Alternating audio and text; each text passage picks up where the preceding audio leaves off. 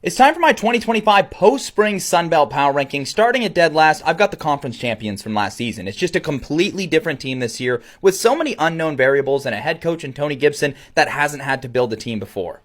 At number 13, I've got Georgia State. They've got an extremely talented roster again, but that was the case last season where they only won 3 games. This year, there was some staff shakeup at the coordinator positions, and if those new hires can gel well, this team does have high potential. At number 12, I've got Troy. It's a team I'm a little weary on in Jared Parker's second season because they lost several major playmakers from this offense. They do bring back their quarterback Goose Crowder off of an injury though, and their defense still has some holdovers from those conference title teams. At number 11, I've got Arkansas State. Some people have the Red Wolves labeled as a dark horse contender in the conference this season, but I'm just not seeing it. Aside from a great returning quarterback and receiver, their line of scrimmage is not up to par. Their defense was atrocious last season, and analytics-wise, they probably should have won more like 4 games last season as opposed to the 8 they actually did.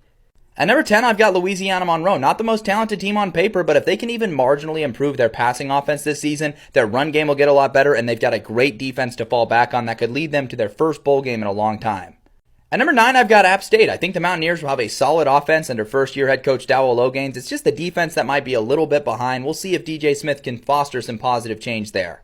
Coming in at number 8, I've got Coastal Carolina. I think Tim Beck did a fantastic job this offseason finding new coordinators for the Chanticleers and addressing their issues from last season, Drew Hollingshed and Jeremiah Johnson, who I think could help turn this team around.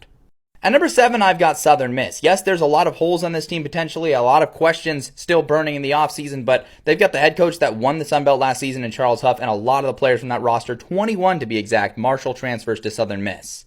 At number 6, I've got South Alabama. Yes, they lost some high-profile players like Fluff Bothwell and Gio Lopez, but they still have a decent stable of returners on offense, and I think they'll continue their improvement defensively to be a really solid team in the Sun Belt this season.